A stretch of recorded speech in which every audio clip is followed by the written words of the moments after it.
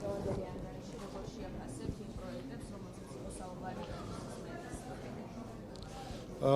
რა თქმა უნდა, მნიშვნელოვანი არის ზოგადად ის პერიოდული ანგარიშები, რომელსაც თბილისის მერი აბარებს თბილისის მოსახლეობას და მთლიან საქართველოს და ჩვენ მოვისმენთ დღეს ჯანდაცვის და სოციალურ მიმართულებით თუ რა შედეგებს მიაღწია კახა კალაძე მისი მერობის პერიოდში და მართლაც ეს არის, ასე ჩვენ ხედავთ, როგორ ხდება თბილისი ჭეშმარიტად ევროპული ქალაქი და ევროპული დედაქალაქი.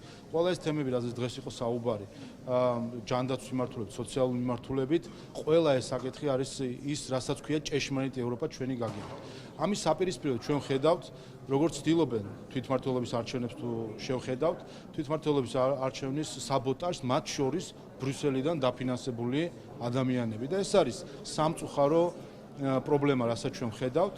ბრიუსელი გვეუბნება, რომ სააკაშვილია ევროპა, ის ადამიანი, რომლის დროსაც მთელი თაობა ჩაირეცხა. და ჩვენ ვამბობთ, რომ ჭეშმარიტი ევროპა არის მშობლების თაობის პატივისცემა, ღირსეული სიბერის უზრუნველყოფა და იმის უზრუნველყოფა, რომ ადამიანები, რომელსაც თავის შრომა შეალიეს ქალაქს თუ ქვეყანას, სათანადოდ იყვნენ დაფასებული. ბრიუსელი გვეუბნება, რომ სააკაშვილი არის ევროპა, ის სააკაშვილი, რომლის დროსაც ფასიანი იყო ჯანდაცვა, როდესაც ადამიანებს ბანკის სესხების აღება უწევდათ იმისთვის, რომ ელემენტარული სამედიცინო მომსახურება მიიღონ. ჩვენ ბრიუსელს ვეუბნებით, რომ ჭეშმარიტი ევროპა არის უფასო ჯანდაცვა, არის ზუსტად ის პროგრამები, რომელიც თბილისს კიდე დამატებით აქვს თავისი მოქალაქეებისთვის, როდესაც თითქმის 9 მილიონი ადამიანი ყოველწლიურად სარგებლობს და ამითი ჩვენ ჯანდაცვის სერვისის უზრუნველყოფასთან ერთად მოსახლეობის ასე ვთქვათ, ჯანდაცვაზე და გარდა ამისა, მათ შორის ცხოვრების ასაკის დაზეც ახდენს შესაბამის გავლენას. ბრიუსელი გვეუბნება, რომ სააკაშვილი არის ევროპა, ადამიანი, რომლის დროსაც ბაღები გახდა ფასიანი და ადამიანებს შვილები ვერ დაყავდათ ბაღებში. ჩვენ მეუბნებით ბრიუსელს, რომ ჭეშმარიტი ევროპა არის უფასო ბაღები, როდესაც ადამიანებს შეუძლიათ, რომ თავისი მცირეწლოვანი შვილები მიიყვანონ სათანადო სტანდარტის ბაღებში და თავად ჰქონდეთ სამსახური და დაკავდნენ იმითი, რომ საკუთარი პროფესიას მისდიონ. აი ეს არის, რასაც ჩვენ ხედავთ, სხვაობა ბრიუსელის მხრიდან დანახულ ევროპასა და ჭეშმარიტ ევროპას შორის. აი აქ არის ზუსტად ის კონფლიქტი, რომელიც სამწუხაროდ წარმოშვა ბრიუსელის მხრიდან იმის წარმოჩენამ, რომ სააკაშვილი, რადიკალიზმი და მისი მიდგომები არის ევროპა და არა ის, როგორც ამას ქართული ხალხი ხედავს.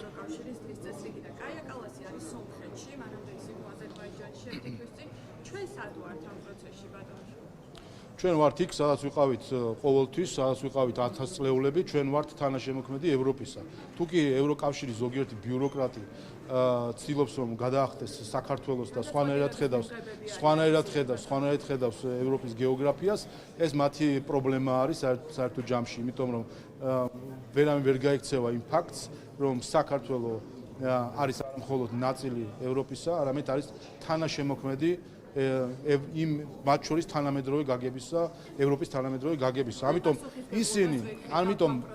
ჩვენ ვინც ისინი, ის ევროპელი ბიუროკრატები თუ პოლიტიკოსები, რომელიც ცდილობენ თვალი აარიდონ ქართველებს, ეს ის ხალხი არის, რომელიც სინამდვილეში სურთ ჭეშმარიტი ევროპული ღირებულებები ჩაანაცვლონ ზოგმა საბჭოთა მენტალიტეტით და ზოგმა რა მენტალიტეტით. აი ეს არის გამოწვევა დღევანდელი ბრიუსელის და მისი ბიუროკრატიის.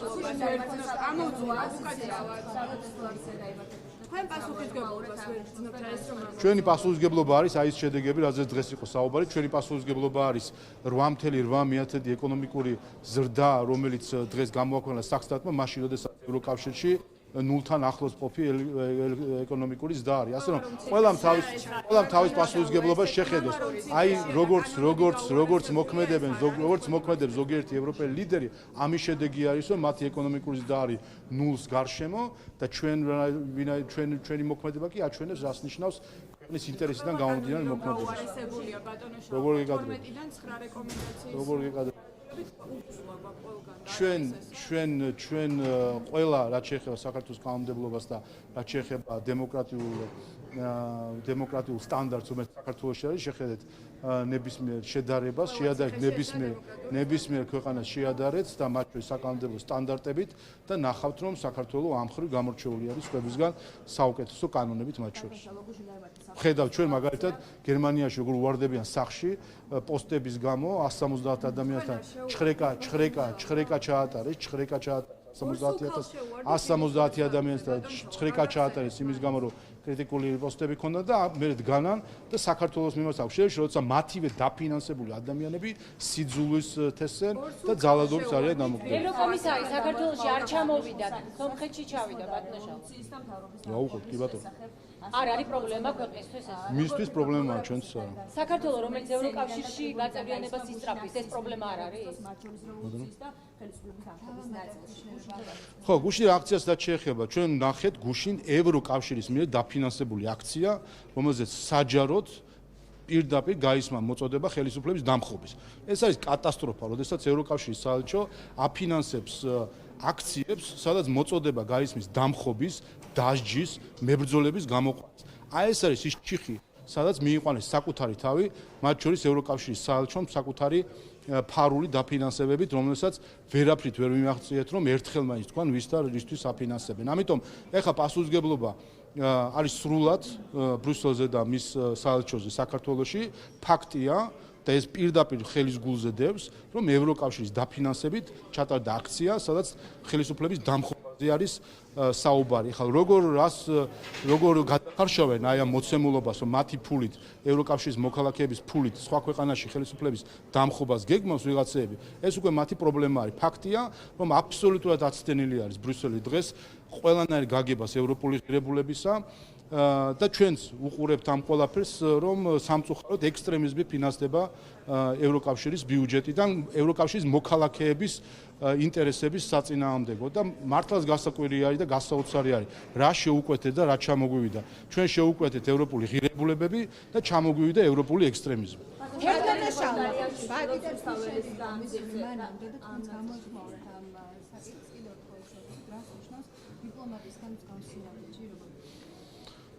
მე მგონი ბატონმა ფიშერმა საბოლოოდ უარი თქვა ელჩობაზე და იქცა ჩვეულებრივად რადიკალური ოპოზიციის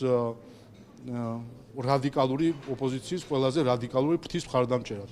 ელენი ხოშტარია არა მხოლოდ რადიკალი ოპოზიციონერი, არის ამავე დროს ექსტრემისტი ოპოზიციონერი, რომელიც გამოირჩევა იმით, რომ პატივს არცემს დემოკრატიულ ინსტიტუტებს, პატივს არცემს ადამიანის უფლებებს, პატივს არცემს ადამიანის ღირსებას, არაფერს რაც კი შეიძლება პოლიტიკოსის რაღაც დადებით თვისებაში შედიოდეს, არაფერს ამას პატივს არცემს. და როდესაც ჩვენ ხედავთ, რომ ელჩი მივიდა, თან შემდეგ სცადა გაემართლებინა თავისი სოლიდარობა, იმით რომ თითქოს ეს იყო მხოლოდ თანაგრძნობა და ემპათია, რის მიმართ იყო ეს თანაგრძნობა? იმის მიმართ, თუ ადამიანი ამოსო თავს მოიკლავს, თუ კი რაღაცა არ მოხდება? ეს არის ევროპული გაგება დემოკრატიის. რის მიმართ აქვს მაგას ემპათია, რომ ადამიანი ამბობს, რომ ადამიანი მოუწოდებს ოპოზიციას საბოტაჟი გამოუცხადოს არჩევნებს. ეს არის მისი გაგება დემოკრატიის. ნუ ფაქტია, რომ ბატონი ფიშერი გერმანელ ხალხს არ წარმოადგენს. გერმანელი ხალხი ნამდვილად არ არის ამ ღირებულებების მატარებელი, რასაც ბატონი ფიშერი ქართულ ხალხს აჩვენებს და სამწუხაროა, რომ ის განსაკუთრებული დამოკიდებულება, რომელიც ქართულ ხალხს ჰქონდა გერმანიის მიმართ ჩვენი დამოუკიდებლობის ბოლო 34 წლის განმავლობაში, ამ ერთმა ადამიანმა ამ განსაკუთრებულ დამოუკიდებლობას ეს ერთი ადამიანი ძალიან რუდუნებით უთხრის ძირს და აზიანებს ისე, რომ არ ვიცი მე ამის გამოსწორებას კიდევ რა დრო დაჭერა. ამოქმედებულია ევროკავშირის შეზღუდვები უვიზო მიმოსვლაზე დიპლომატიურ პროცესებში. რომ თუ იქნება ერთიანობა ამ შემთხვევაში ოპოზიციაში შევწყვეტ მეშიშილობას, როგორც ერთიანი მოუნიყოს არჩევნებში არ მონაწილეობის საკითხზე. ოპოზიცია სამ შემთხვევაში განსხვავებული მოსაზრებები აქვს ამბობილი. ზოგადად მსგავს საკითხს, მსგავს მოწოდებას როგორ შეაფასებს და ოპოზიციის დამოკიდებულებას, იმიტომ რომ სხვადასხვა არის პოზიციები. ჩვენ ქუჩაში ყავს ოპოზიციის შარჟი. ეს არის სინამდვილეში რაც არის გაშარჟებულია საერთოდ ოპოზიციის არსი იმ ოპოზიციის, რომელიც ქუჩაში არის პირველად მსოფლიო პროტესტის ისტორიაში ოპოზიციონერმა შიმშილი გამოუცხადა ოპოზიციას.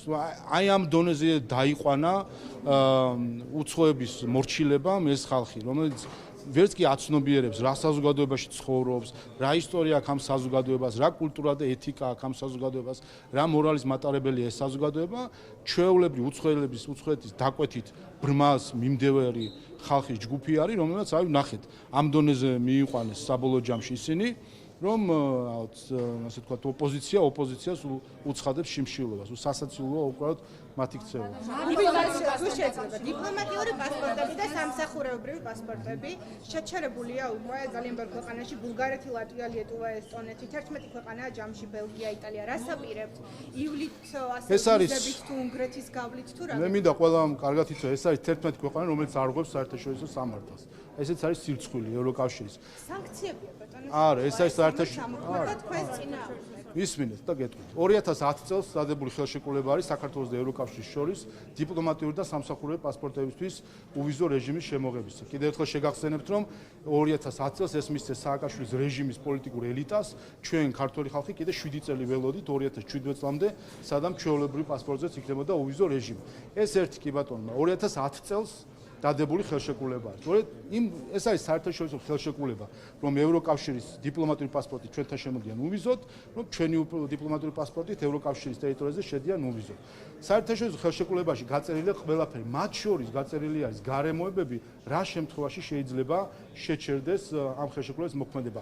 არც ერთი ეს პუნქტი სახეზე არ არის დღეს. არ არსებობს არანაირი სამართლებრივი საფუძველი არ არსებობდა, რომ ამ ხელშეკრულების მოქმედება რომელიმე ქვეყანა შეჩერდეს. აქედან არა, მისმენთ, ჯერ აქედან დასკვნა. ევროკომისიის რეკომენდაცია თუ გადაწყვეტილება დიპლომატიური და სამსახურეობრივი პასპორტების უვიზო მიმოსვლის შეჩერებისა იყო საერთაშორისო სამართლის დარღვევა და ყველა ეს ქვეყანა, რომელიც აყვა ამ გადაწყვეტილებას, არღვევს საერთაშორისო სამართალს. ეს არის უყურეთ, პრობლემა რა შეიძლება, ანუ ევროკავშირი არღვევს საერთაშორისო სამართალს. არღვევს წესებზე დაფუძნებულ საერთაშორისო წესრიგს. ეს არის სირცხვილი, დიდი სირცხვილი ევროკავშირის, რომელიც თავი მოაქვს თითქოს საერთაშორისო სამართლის დამცველად და წინწამწევად და თავად არღვევს საერთაშორისო სამართალს უხეშად. ვიზები შედიხართ ბატონო. კომიტეტი განიხილავს სადეპუტატო უფლებამოსილების ბოლო კითხვა და შეწყვეტის საკითხს. გახარია საკითხზე გაკითხებით, კანჭისყრაზე როდის გავა უკვე ეს საკითხი მანდატების მოხსნაზე და მის გასაშვებად ამზადებით თუ რატომ იცის? ანუ თავის მანდატებს თვითონვე აუქმებენ.